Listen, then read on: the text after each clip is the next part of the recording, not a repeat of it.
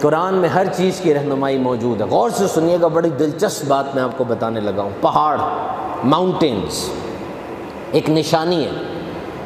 How many mountains are there in this world? اس دنیا میں کتنے پہاڑ موجود ہیں؟ According to the mountain geology there are almost 10,809 پہاڑ دنیا میں موجود ہیں.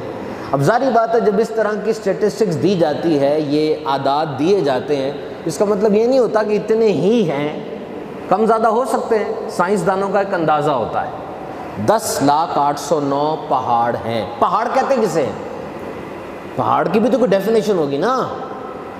تو پہاڑ سے مراد ایک جو ڈیفینیشن ہے اس سے مراد جو 10,000 فٹ سے بلند سٹرکچر ہوگا, سٹیپ ہوگا, اس کو پہاڑ کہا جائے گا.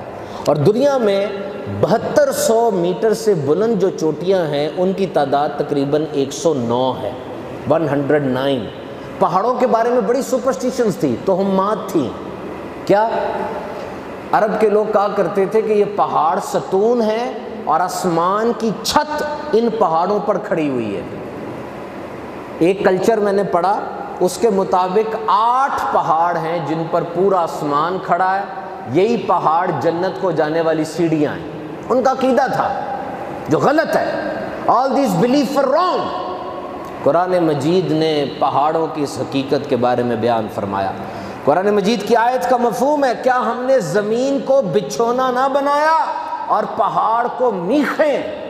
میخیں پتہ ہے نا, جب شادی کناتے لگانے والا ستون ٹھوکتا ہے تو میخیں لگاتا ہے, اندر دباتا ہے اس کو. پھر قرآن کہتا ہے اور زمین میں ہم نے مضبوط لنگر ڈال دیے تاکہ یہ حرکت نہ کرتی پھرے. مضبوط پہاڑ بنا دیے تاکہ یہ جم جائے. پھر قرآن میں آیا اس نے آسمانوں کو بغیر ستونوں کے بنایا. اس نے آسمانوں کو بغیر ستونوں کے بنایا. اور یہ ساری سپرسٹیشنز کو قرآن ریڈیکیٹ کرتا ہے اور کہا اس نے زمین میں لنگر ڈال دیے کہ زمین ہلتی نہ رہے. ابھی قرآن کیا کہہ رہا ہے؟ قرآن کیا گائیڈ کر رہا ہے کہ زمین کے اوپر میخیں ہیں یہ پہاڑ. میرے سامنے geochemist New York Cornell university کی ریسرچ کھلی ہوئی ہے. اس کے مطابق ہر پہاڑ کی ایک جڑ ہوتی ہے.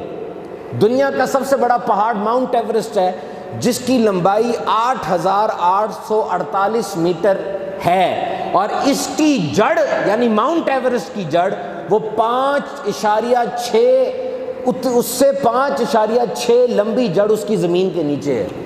اوپر کتنا اونچا ہے اور اس سے نیچے اس کی جڑ موجود ہے. اور اس پہاڑ نے زمین کو مضبوطی دی ہوئی ہے. نیو یارک کارنل یونیورسٹی کے مطابق اگر یہ ماؤنٹینز نہ ہوتی ہماری زمین فلائنگ ہسک ہوتی, چھلکے کی طرح اڑ رہی ہوتی ہے زمین, اس کے اندر کوئی مضبوطی نہ ہوتی. اتنی مضبوطی یہ پہاڑ پیدا کرتے ہیں اور گہرائی میں جا کے زمین کے مینٹل میں نیچے جا کے اس زمین کی پکڑ کو مضبوط کرتے ہیں. اتنے ضروری ہیں پہاڑ. اب مجھے بتاؤ قرآن نے 1400 سال پہلے کیا گائیڈ کیا کہ یہ پہاڑ میخیں ہیں, اور سائنس آ جا کے اس کو پروف کر رہی ہے. ایک ایک چیز کا بیان. یہ پہاڑ نا کیلشیم ڈپازٹ ہوتا ہے بہت زیادہ.